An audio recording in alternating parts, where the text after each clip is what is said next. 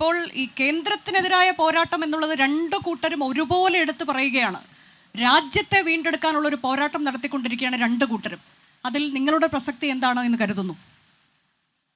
കഴിഞ്ഞ 10 വർഷത്തിന് മുമ്പുള്ള അവസ്ഥയാണ് ഇവരിവിടെ സൂചിപ്പിച്ചത്. ആ 10 വർഷം കൊണ്ട്, ഈ കഴിഞ്ഞ 10 വർഷം കൊണ്ട്, അതിനു മുമ്പുള്ള 65 വർഷം നഷ്ടപ്പെടുത്തിയതെല്ലാം കഴിഞ്ഞ 10 വർഷം കൊണ്ട് രാജ്യം വീണ്ടെടുത്ത് കഴിഞ്ഞു. ഇവിടെ സംബന്ധിച്ചിടത്തോളം ഇപ്പോൾ നേരത്തെ സൂചിപ്പിച്ചതുപോലെ പാപനാശം മുതൽ പശ്ചിമഘട്ടം വരെ വ്യാപിച്ച് കിടക്കുന്ന ആറ്റിങ്ങൽ പാർലമെൻറ്റ് മണ്ഡലത്തിൽ യാതൊരു തരത്തിലുള്ള വികസന പ്രവർത്തനവും കൊണ്ടുവരുവാൻ പ്രത്യേകിച്ച് കഴിഞ്ഞ 5 വർഷക്കാലം സാധിച്ചിട്ടില്ല എന്നുള്ള ഏറ്റവും വലിയൊരു സത്യം നിലനിൽക്കുകയാണ്. അതിനു മുമ്പത്തെ കാര്യം നമുക്ക് ചർച്ച ചെയ്യണമെങ്കിൽ ചർച്ച ചെയ്യാം. അതായത് സ്വാഭാവികമായിട്ടുണ്ടായ വികസനങ്ങൾ, ഇപ്പോൾ ഹൈവേ, ഇന്ത്യയിൽ ആകമാനം ഹൈവേ വികസനം ഉണ്ടായി.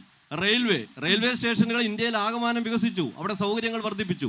സ്വാഭാവികമായിട്ടുള്ള ഇങ്ങനെയുള്ള വികസനങ്ങളല്ലാതെ എടുത്തു പറയത്തക്ക ഒരു വികസനം പോലും ഈ ആറ്റിങ്ങൽ പാർലമെന്റിൽ കൊണ്ടുവരുവാനായിട്ട് നമ്മുടെ എംപിമാർക്ക് സാധിച്ചിട്ടില്ല എന്നുള്ള യാഥാർത്ഥ്യം നിലനിൽക്കുന്നു.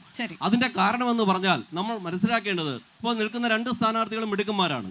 ആ സ്ഥാനാർത്ഥികൾ പോലും ആഗ്രഹിക്കുന്നില്ല അവർ വിജയിക്കണമെന്ന്. കാരണം അവർ വിജയിച്ചു കഴിഞ്ഞാലും കേന്ദ്രത്തിൽ പോയിട്ട് ഒന്നീ പാർലമെന്റിനകത്ത് കൂകി വിളിക്കാം, അല്ലെങ്കിൽ ഗാന്ധി പ്രതിമയുടെ മുന്നിൽ പോയിട്ട് സമരം ചെയ്യാം. ഇത് രണ്ടുമല്ലാതെ ഒന്നും ചെയ്യാൻ സാധിക്കില്ല എന്ന് ഉത്തമ ഉറപ്പുള്ള അവർ 2 ആൾക്കാരും സംസ്ഥാന രാഷ്ട്രീയത്തിൽ തന്നെ നിൽക്കാനാണ് താല്പര്യപ്പെടുന്നത്.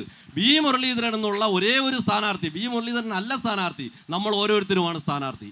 ജയിച്ചു കഴിഞ്ഞാൽ സംഭവിക്കുന്നത് പ്രധാനമന്ത്രിയോടൊപ്പം നിൽക്കുന്ന ഒരാൾ ജയിച്ചു കയറുകയാണ്. പ്രധാനമന്ത്രിയോടൊപ്പം ചിന്തിക്കാൻ, പ്രധാനമന്ത്രിയോടൊപ്പം ഡൽഹിയിൽ ഏത് വകുപ്പിലും ഏത് രീതിയിലും കാര്യങ്ങൾ കൈകാര്യം ചെയ്യുവാൻ ശേഷിയും കഴിവും പരിജ്ഞാനവും ഭാഷാ പരിജ്ഞാനവും ഉള്ള ഒരു വ്യക്തി, അങ്ങനെയുള്ള ഒരു വ്യക്തി ജയിച്ചു കഴിഞ്ഞാൽ സ്വാഭാവികമായിട്ടും നമ്മുടെ നാടിൻ്റെ മുഖച്ഛായ മാറും. ആ രീതിയിൽ ഇപ്പോൾ ഇവരൊക്കെ അപവാദ പ്രചരണങ്ങൾ, ഈ കുപ്രചരണങ്ങൾ, വർഗീയമായിട്ടുള്ള എന്തെല്ലാം പറയുന്നു. കഴിഞ്ഞ 10 വർഷക്കാലം BJP കേന്ദ്രം ഭരിച്ചു. ഈ നാട്ടിൽ എവിടെയാണ് വർഗീയതകൾ ഉണ്ടായത്? ഒരു തരത്തിലുള്ള ഒരു വിഷയം ഉണ്ടായിട്ടില്ല. അപ്പോൾ ഇങ്ങനെ ആടിനെ പട്ടിയാക്കുന്ന തന്ത്രങ്ങൾ ഇനി ജനങ്ങളുടെ ഇടയിൽ വില പോകില്ല. ജനങ്ങൾ യാഥാർത്ഥ്യം മനസ്സിലാക്കുന്നു. ആ യാഥാർത്ഥ്യം മനസ്സിലാക്കിക്കൊണ്ട് വി മുരളീധരൻ എന്നുള്ള സ്ഥാനാർത്ഥിയെ വിജയിപ്പിക്കുമെന്ന് തന്നെയാണ് ഞങ്ങൾ ഉറപ്പായിട്ടും വിശ്വസിക്കുന്നത്. അതായത് ആറ്റിങ്ങലിൽ വി മുരളീധരൻ വിജയിച്ചാൽ എന്തായാലും കേന്ദ്രമന്ത്രിയാകും. അതായത് ആറ്റിങ്ങൽ ഒരു കേന്ദ്രമന്ത്രി എന്നുള്ളത് ഉറപ്പാണ്. കേന്ദ്രമന്ത്രി എന്ന് മാത്രമല്ല, ആറ്റിങ്ങൽ വികസനം കൊണ്ടുവരാൻ വി മുരളീധരനെ സാധിക്കും. ശരി, ഞാൻ ഇനിയിപ്പോ നമ്മുടെ വോട്ടർമാരിലേക്ക് പോവുകയാണ്. താങ്കളുടെ ചോദ്യം ചോദിക്കാം. അപ്പോൾ ആരോടാണ്